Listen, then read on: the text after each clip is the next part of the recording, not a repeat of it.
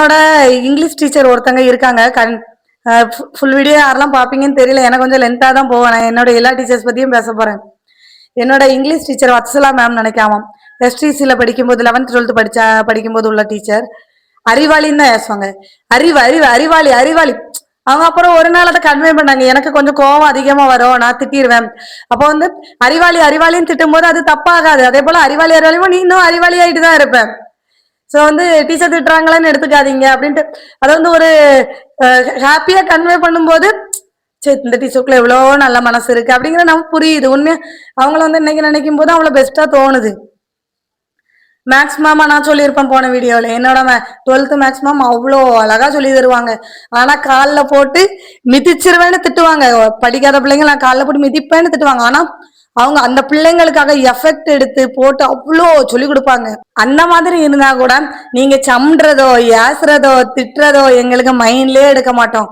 அந்த டீச்சரால தான் நாங்க பாஸ் ஆனோம் அப்படிங்கறத எங்களுக்கு வந்து ரொம்ப பெரிய விஷயமா இருக்கும். ஒண்ணு நீங்க வந்து மோஸ்ட்லி நீங்க வந்து எவ்வளவு திட்டினாலும் அது வந்து எங்களுக்கு இதாகாது. நீங்க சொல்லி தரது எங்களுக்கு எவ்வளவு அழகா புரியுது.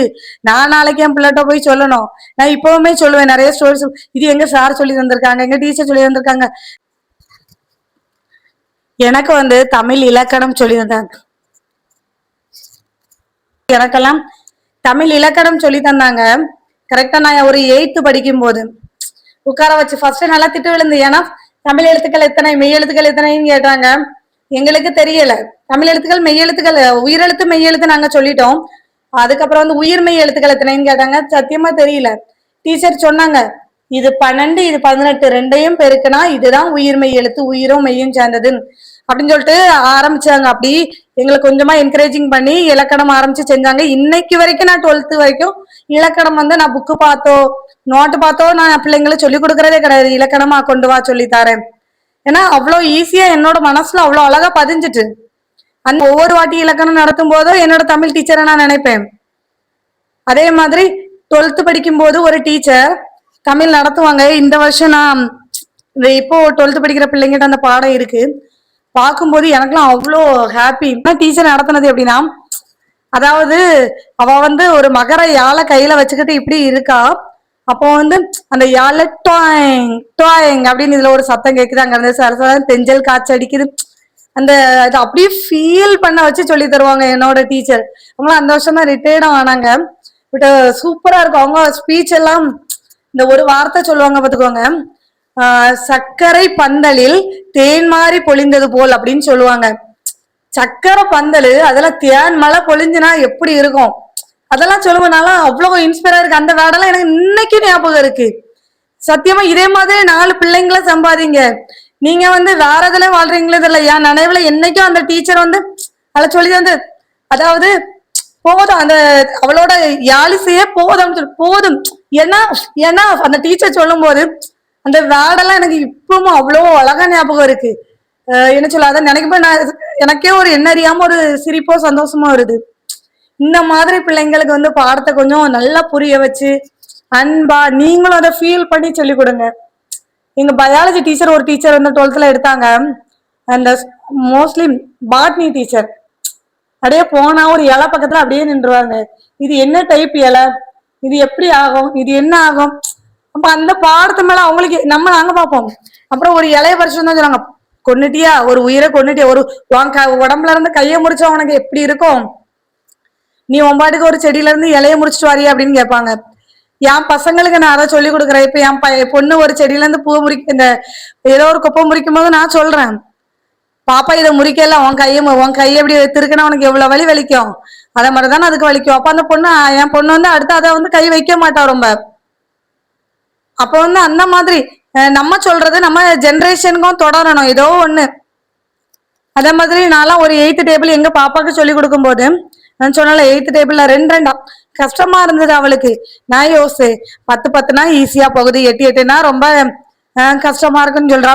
10க்கும் 8க்கும் 2 தானே டிஃப்ரெண்ட். கையெடு 2 மடக்கு, ஒரு 8, அடுத்த 2 மடக்கு 6ல முடியும். அப்ப 2 16, அடுத்த 2 மடக்கு 4ல முடியும். அப்போ 3 24 இந்த மாதிரி சொல்லி கொடுக்கும் போது அவா புரிஞ்சுக்கிட்டான். அப்ப என்ன பண்ண அதை வந்து நான் மத்த பிள்ளைங்க சொல்லி எடுக்கும் போது மத்த பிள்ளைங்களும் என்ன சொல்லுவோம் 8th table 9th table 10th table ரொம்ப ஈஸி.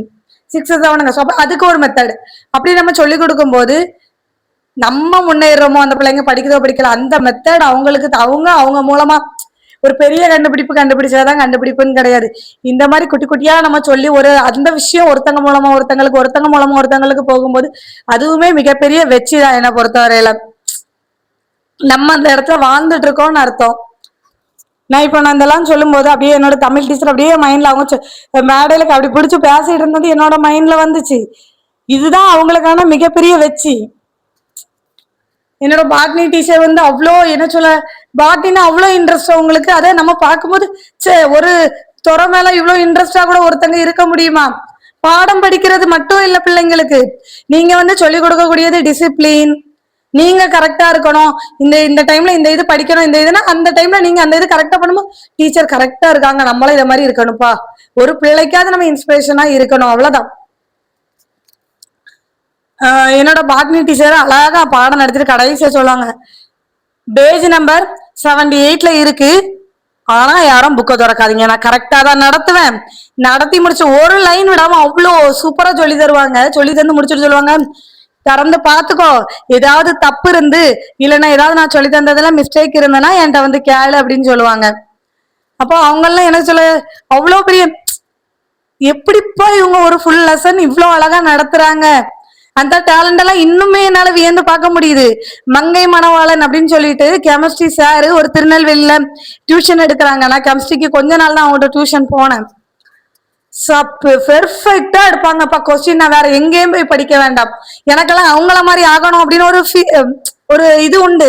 சீலன மாதிரி ஆகணும், மங்கை மணவாளன் சார் மாதிரி ஆகணும். நிறைய பேர் கேட்பாங்க, நீ டியூஷன் தானே எடுக்க, இதுக்கு எதுக்கு பிஎட் போடுற, நீ டீச்சர் ஆக போறியா? அப்படி டீச்சர்லாம் ஆக வேண்டாம், என் டியூஷனே நான் டெவலப் பண்ணுவேன்.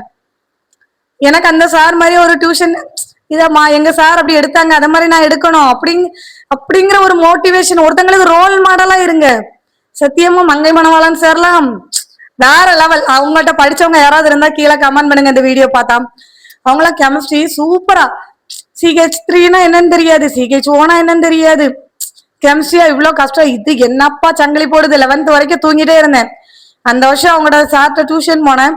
இது இவ்வளவுதானா சி, இதையே இவ்வளவு நாள் படிக்காம இருந்தோம் அப்படின்னு சொல்லிட்டு நான் நினைச்சேன். அந்த அளவுக்கு ஈஸி.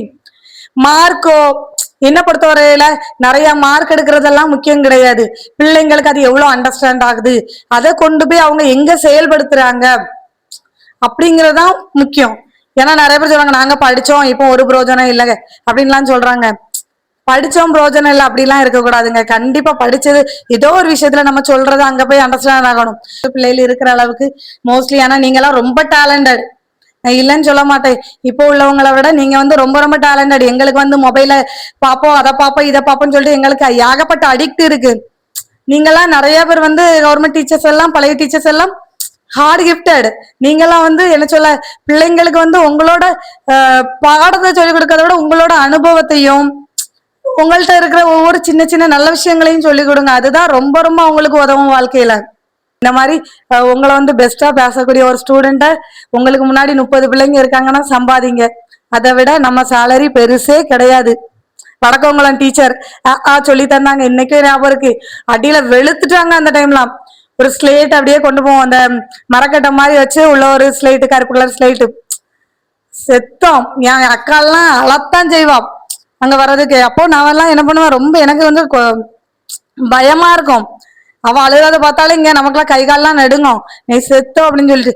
ஆனா அவ்வளோ திட்டுவாங்க, படிக்க வைப்பாங்க. ஐயா வாங்க நம்ம உட்காந்து பாண்டி விளையாடலாம், கிளாஸ்ல ஸ்கூல்ல வச்சு இல்ல வீட்டுல வச்சு. அப்ப அவங்ககிட்ட டியூஷன் எப்படி போகும்போது, வாங்க நம்ம பாண்டி விளையாடலாம் அப்படின்னு சொல்லிட்டு எல்லா பிள்ளைங்களையும் கூப்பிட்டு அவங்க அப்படியே அந்த 5 முத்தை போட்டு அப்படி பிடிப்பாங்க பாருங்க. எப்போ டீச்சருக்கு இவ்வளோ டேலண்டடா. சின்ன பிள்ளைல நான் பார்ப்பேன் 5 கல்லையும் ஒன்னாவே பிடிக்காங்க, இவ்வளோ உயரத்துக்கு போட்டு பிடிக்காங்க. அந்த பார்க்கும்போது டீச்சர்ஸை நம்ம பெருசா நினைக்கும் போதே நம்ம வந்து பாடத்தை ரொம்ப குட்டியா இவ்வளவுதானான்ட்டு ஃபீல் பண்ணிடுவோம். ஸோ அதுக்கான பொறுப்பு வந்து எல்லா டீச்சர்ஸ்க்குமே இருக்கு. எல்லா கவர்மெண்ட் டீச்சர்ஸும் நீங்க நல்லா எடுத்தீங்கன்னா நாங்க வந்து கண்டிப்பா நாங்க பிரைவேட் போக வேண்டிய அவசியம் கிடையாது. இன்னொன்னு வந்து நானுமே நிறைய டீச்சர்ஸ் கவர்மெண்ட் ஸ்கூல்ல கூட நான் சொல்லியிருக்கேன். இந்த ஒரு சில டீச்சர்ஸ் எல்லாம் ரொம்ப பெஸ்டா இருக்காங்க பிள்ளைங்களுக்கு.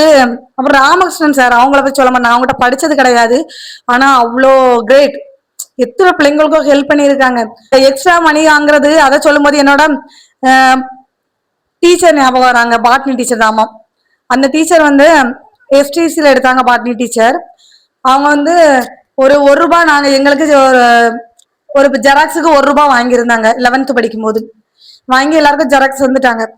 12th படிக்கும் போது இன்னொரு ஜெராக்ஸ் வந்து ஒன்று படிக்கிறதுக்குள்ளது எடுத்து தந்தாங்க. அப்ப நாங்க டீச்சர், இந்த ஜெராக்ஸுக்கு நாங்க அமௌண்ட் தரணுமா? இல்லம்மா, 11th நீங்க ஒரு ரூபாய் தந்தீங்க, அதுல 50 காசு அதுக்கு எடுத்தேன், இப்போ 50 காசு இதுக்கு சரியா போச்சு சொல்லும் போது, சரி இவ்வளவு நேர்மையான டீச்சர்ஸ் இருப்பாங்களா? உங்ககிட்ட நாங்கெல்லாம் அவங்ககிட்ட இருந்தா கத்துக்கிறோம். இன்னைக்கும் எங்க தெருவுல ஒருத்தங்க ஒரு 5 ரூபாய் எக்ஸ்ட்ரா தந்துட்டா நான் 2வது திரும்ப போய் கொடுக்குறேன். காரணம் என்ன? அந்த டீச்சர்ஸ்ல இருந்து நான் கத்துக்கிட்டதுதான்.